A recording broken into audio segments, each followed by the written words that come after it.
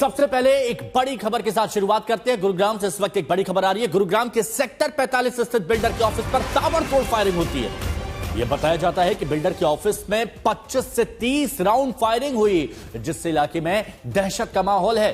Builder के office के बाहर खड़ी गाड़ियों पर भी एक के बाद एक राउंड दागे गए।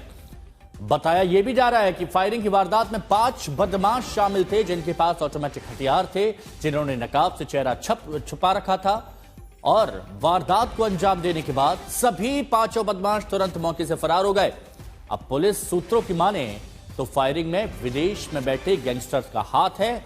देर रात यह फायरिंग होती है, जिससे पूरे इलाके में दहशत मच जाती है, क्योंकि 1-2 राउंड फायरिंग नहीं होती है। यह बताया जा रहा है 25 से 30 राउंड फायरिंग हुई। शीशे टूटे हुए हैं, अलग अलग निशान है, और यह सीसीटीवी भी टूट चुका है। सेक्टर 45 में एक ऑफिस पर यह फायरिंग हुई।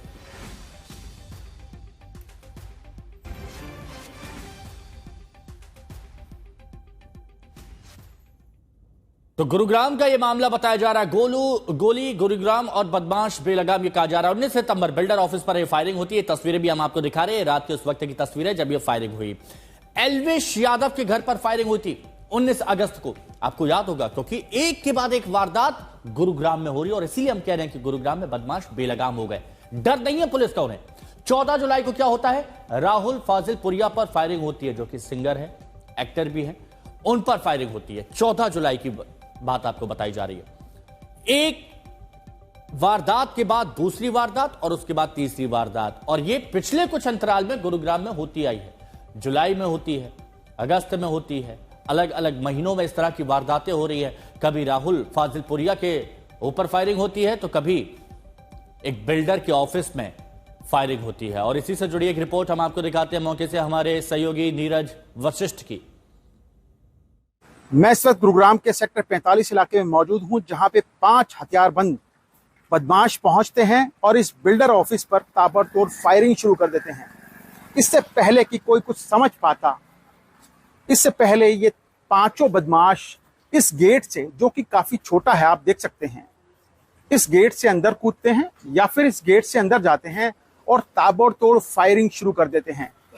तकरीबन 30 से 35 राउंड फायरिंग इस इलाके में की गई थी, इस ऑफिस एरिया में की गई थी। आप साफ तौर से देख सकते हैं कि लग्जरियस गाड़ियां यहाँ पे मौजूद थी। गाड़ी जो है ये बिल्डर के मालिक की बताई जा रही हैं या फिर किसी और की भी हो सकती हैं। फिलहाल तमाम क्राइम ब्रांच की टीमें मौके पर पहुंची हैं और मौके से सबूतों को इकट्ठा किया जा रहा है। आप सामने जो शीशे हैं उन पर जो गोलियों के खोल हैं, जो गोलियों के सर्कल्स हैं, वो आप साफ तौर से देख सकते हैं। हालांकि फायरिंग किस लिए की गई, यहाँ पे जो लोग मौजूद थे उस वक्त जिस टाइम फायरिंग हो रही थी, इनको कुछ नहीं पता कि किस रंजिश के तहत ये फायरिंग की गई है। लेकिन तकरीबन 9:15 बजे के करीब कुछ बदमाश आते हैं, इस इलाके से आते हैं या इस इलाके से आते हैं, यहाँ पे पहुंचते हैं और एक के बाद एक कई राउंड फायरिंग इस बिल्डिंग पर शुरू कर देते हैं। फायरिंग के पीछे की वजह गुरुग्राम पुलिस तलाशने में जुटी है, लेकिन तकरीबन 25 से 30 राउंड फायरिंग इस पूरे इलाके में की गई थी। क्राइम ब्रांच की तमाम टीमें, आप देख सकते हैं कि जो शीशे हैं सामने लगे, उनके ऊपर गोलियों के निशान ये साफ बयां कर रहे हैं कि कानून से बेखौफ बदमाश किस कदर साइबर सिटी में खुलेआम घूम रहे हैं। कैमरामैन परवीन कुमार के साथ नीरज वशिष्ठ, गुरुग्राम, आज तक।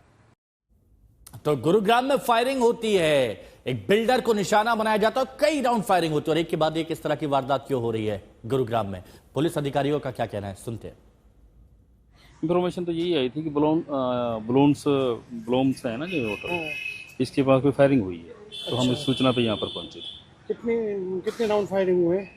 काफ़ी हुए हैं, बाकी जांच चल रही है। सीन ऑफ क्राइम टीम मौके पे आई हुई है। किसी को लगी नहीं? नहीं सर, किसी को हताहत होने की कोई पता चलता है कितने हमला नहीं सर, अभी इस बारे में पुष्टि नहीं हुई भाई कितने आदमी थे कितने नहीं।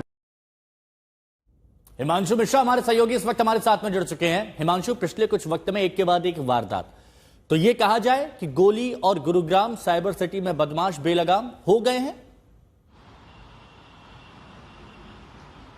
बिल्कुल, देखिए 30 राउंड फायर हिमांशु, और वो भी सेक्टर 45 में प्रॉपर्टी के ऑफिस में, जहां पर लोग सड़कों पे मौजूद हैं, आ जा रहे थे। ऐसा भी नहीं कि आधी रात में 3 बजे के आसपास की ये वारदात हो। रात में 9 सवा 9 बजे करीब आप सोचिए कि गुड़गांव में कितनी भीड़ सड़कों पे रहती है। उस परिस्थिति में 5 बदमाश आते हैं, सोचिए 5 बदमाश पहुंचते हैं। सभी ने ऑटोमेटिक पिस्टल्स ले रखी थी और उसके बाद वो गोली चलाना शुरू करते हैं।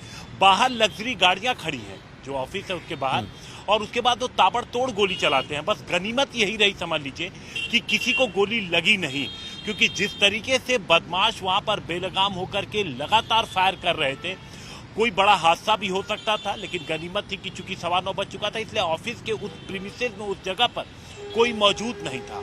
और जिस तरीके से इस वारदात को अंजाम दिया गया है, एक चीज और क्लियर हो गई कि रेकी बड़े अच्छे से की गई थी कि कितनी देर में पुलिस आएगी, हमें कहां से एंट्री करना है। छोटा गेट जो बना उससे एंट्री किए, अंदर गए, गोलियां चलाई, और कितनी देर में निकल जाना है, क्योंकि पुलिस। और देखिए, ये समझिए कितनी लंबी प्रॉपर प्लानिंग रही होगी कि कहां से आना है, कहां जाना है, और पुलिस को शुरुआत में भनक तक नहीं लगती। अब जांच की जा रही है। शुक्रिया आपका हमारे साथ जुड़ने के लिए।